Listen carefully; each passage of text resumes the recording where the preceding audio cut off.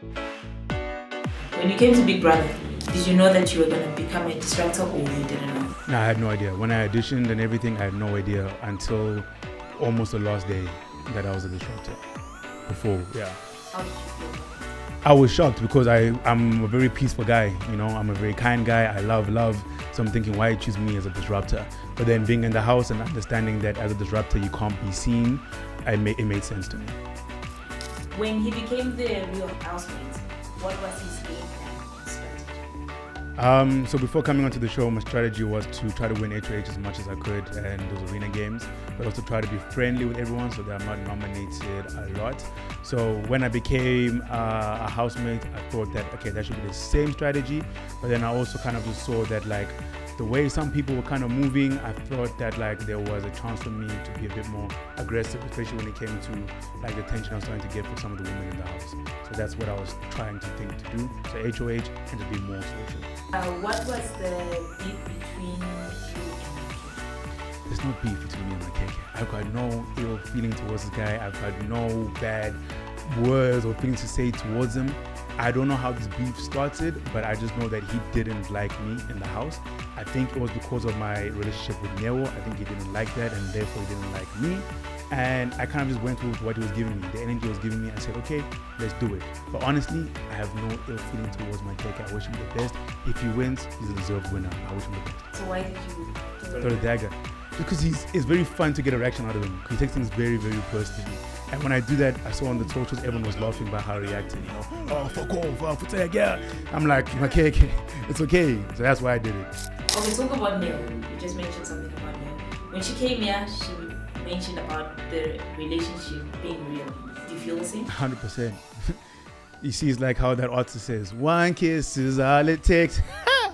Oh, man, I'm locked in. Yeah, it's real. Started fake, yes. And then I think we were having just like very like heart-to-hearts with each other. I'm locked in.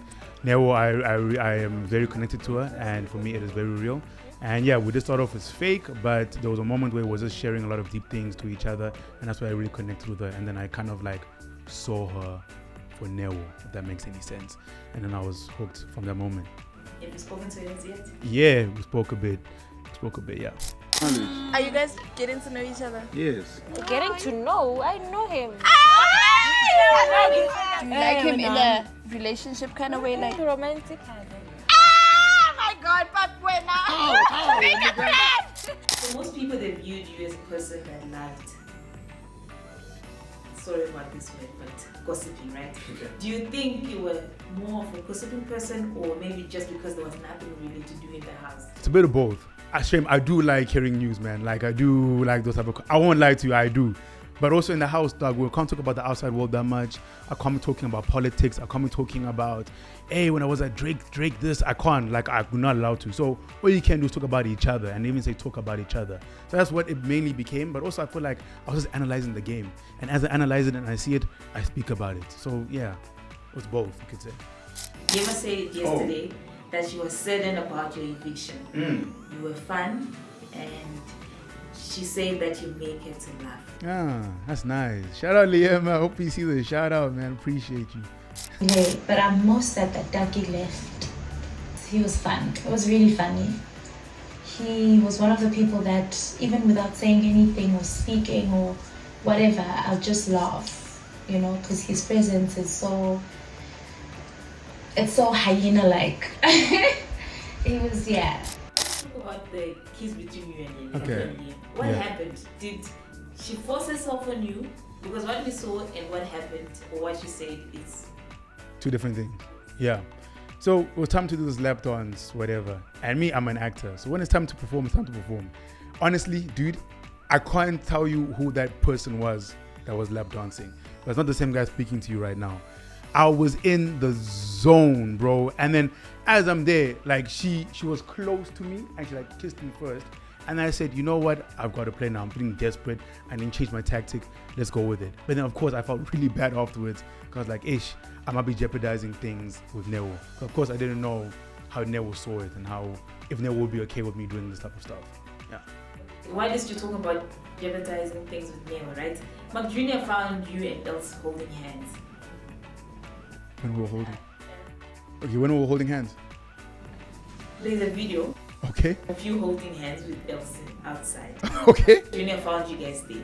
When he was in the diary room, he said he didn't know that you guys were that. Elsa and my nigga Taki. God, I mean, I didn't know they were that friendly. I mean, I knew they messed with each other now and then, but like, nigga. I mean, you know what I'm saying? They're really, really, you know what I'm saying, close. I didn't notice. I don't know how I missed it because he's my dude, you know what I'm saying? They're really, really closer than I thought. You know, really closer than I thought. And I didn't think. Is there anything between you and Elsie or no? I think with Els, like, I think, because when I came in, Els was like my first crush, right? And when we had that kiss, to me, after that, I was like, okay, let's try to pursue something. And I felt like she felt something too, but she kept like running away from it. So now after I moved on and I was with Newo, then she kind of came back. It was just this weird like feeling and weird space. I think we're really good friends.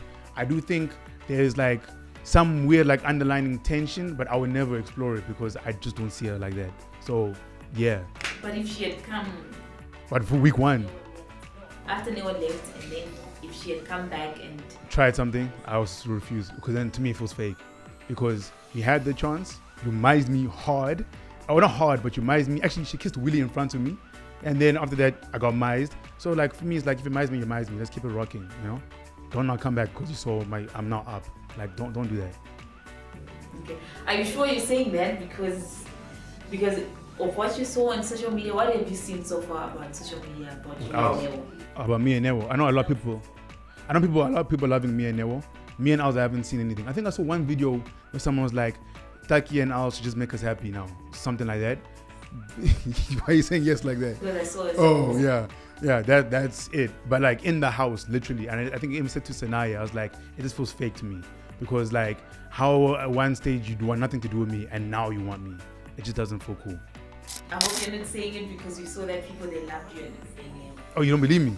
No, it's not like I don't believe you. I'm just saying that I hope you... I'm being dead ass. Because Newo really liked you so much. She did say that.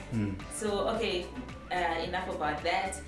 Looking back at Big Brother, the experience that you had, what are you going to miss the most about that? Definitely those tasks because they were so different and so weird. I learned new things like baking and I learned that I liked it. So yeah, the task and definitely the connections like McJunior, Sinaye, Pale, Newo, everyone I connected with, I'm going to miss that. Okay. Future plans? Acting, presenting. Hope you guys saw me doing the presenting thing there. Content creating. And I also looking to get into tech a little bit. But also being there with my family more. Yeah. What have you seen so far on social media that like didn't sit well with you? I think the one thing I kind of like, not even like, I kind of annoyed me, but like I was kind of bored as well. I was like, when people were like, oh yeah, we shouldn't have used the thing for you to become a housemate or whatever. And I can understand their point. I get it, right?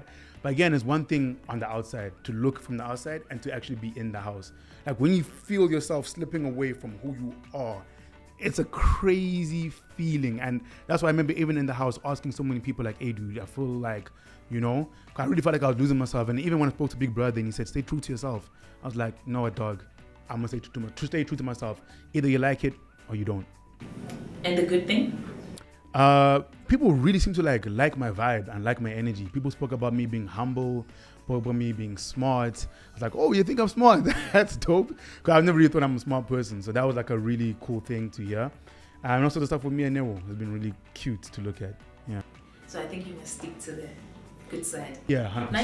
95% of social media, they say good things about you. Oh, really? So I think 5% you should like. And I feel like that 5% also like decampaigning because of my thing with Makhekhe. Because it's like a lot of Makhekhe things. So I'm just like, I understand.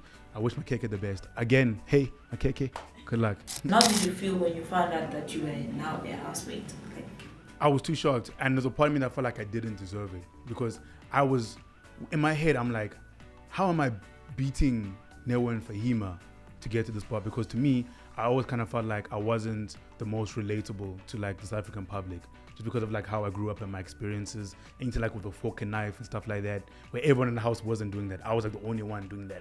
I just kind of felt like I was a bit of an outcast. So when I saw people liking me, I was like, shucks, that is really cool. It's really dope. And I was wondering why. So I feel like if I knew the reason, it might have helped me as well. So I thought like just for me. So I just kept on being me. You know what I'm saying? So yeah, it was a big shock, but a very good, happy type of shock.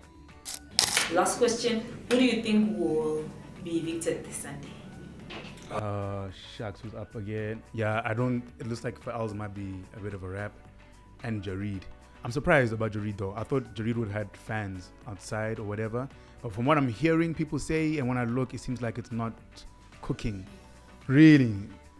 Damn. I think it's playing his game and thinks maybe it's entertaining, but I feel like for Bumi and Liama's fans, they might not really like it as much because they're being played. They're being played.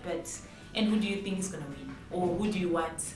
McJunior. I think McJunior can take it to the finals. And Bumi. I think Bumi can make it to the finals as well. I think Sanaya could get close.